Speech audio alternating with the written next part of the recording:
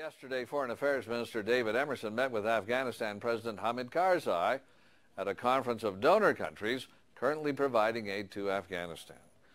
The conference in Paris, where the meeting took place, brought pledges of about $20 billion from 68 countries. Canada pledged a further $600 million. Earlier this week, Emerson told reporters in Ottawa that the new investments would be focused on reconstruction, including 3 signature projects: refurbishing a dam, building 50 schools, and immunizing 7 million children against polio. Well, these projects will be completed by 2011, and yes, you're right. That is the end date for Canada's mission in Afghanistan. However, this week, delegates in Paris, as well as the Senate Defense Committee members here in Ottawa, questioned whether Canada really would or should pull its troops out by then. Almas Bawar is with the Senalist Council, and he joins Masao in the studio to evaluate these new commitments. Good to see you. Thanks for coming in. Let me ask you first, this prison break in Kandahar sounds very complicated. Trucks, people firing coming up on motorcycles, firing rockets, suicide bombers walking up. What is your reaction to this? Is it to be expected that this kind of thing was going to happen? I think we should have seen this coming. The security situation has been getting worse for a long time, and the Senalist Council has over and over reported that the Taliban are getting strength day by day. Local people are joining Taliban, and they're spreading all over the country, not only in Kandahar or Helmand anymore.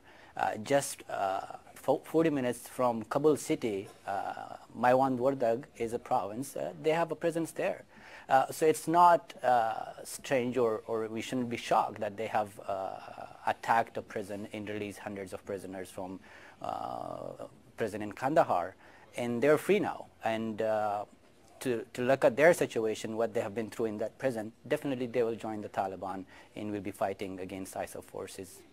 And so there'll be even more Taliban, in your view anyway, more Taliban fighters. More Taliban fighters. So one of the reasons that we've been told we need these signature kind of programs and switching to reconstruction as well as fighting is to dissuade people from joining the Taliban. So when you see this extra aid, and it's pretty significant, $20 billion or so pledged, $600 million from Canada, and these 3 specific projects, do you have any optimism this is going to change people's minds in Afghanistan? It's nice words and generous pledges will not restore the Afghanistan crisis. Only 3/5 of aid pledged has been actually delivered to Afghanistan.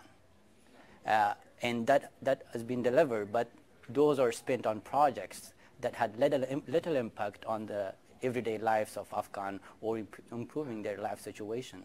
So if we have more money and we spend it on a project that will not bring any change in the regular Afghan's life, that will not have a positive impact on security or situation in Afghanistan. So, but building a dam or immunizing school children and that kind of thing, doesn't that change people's lives? Well, if you look at that sense, if you look in Kandahar, where people are starving, where people don't have work, where there are refugees, where there are IDPs, internally displaced people from the current fightings, where people can't feed their children, what do you expect? Would they see a dam as a signature project? Where people don't have access to basic health care, would you see a dam as a signature project? So I think we have been calling in Canada for signature projects. And one of the projects that we have proposed was to take the Mirwais Hospital, which is the only hospital in Kandahar for people in Kandahar and for civilians who get injured in fightings between Taliban and ISAF forces. It has been a good move, but I think that they have chosen the wrong priorities. So in terms of President Karzai as well, he said again in Paris, well, I'm going to work on cleaning up corruption. Do you think that there's any progress being made? Because you say the aid isn't getting there, but some of the aid that gets there probably doesn't get to where it's meant to be going either, based on the corruption in the system.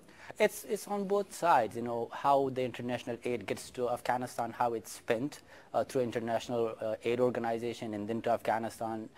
So some of the money is lost over there. Fighting corruption is a long-term fight that Karzai will be fighting for a long time to come. So we don't have to expect something in the near future. Well, there is going to be a presidential election next year. Do you think Karzai will still be president after that election? It's looking at the current security situation, you know, in Kandahar, in Helmand, in all over the south, in even some other provinces. We will have an election, but not as many people will participate in this coming election as it was in the first election. So it will not be a very successful election if the situation stays like this. Very interesting. Thanks for your insight. Appreciate it very much. Thank you for having me.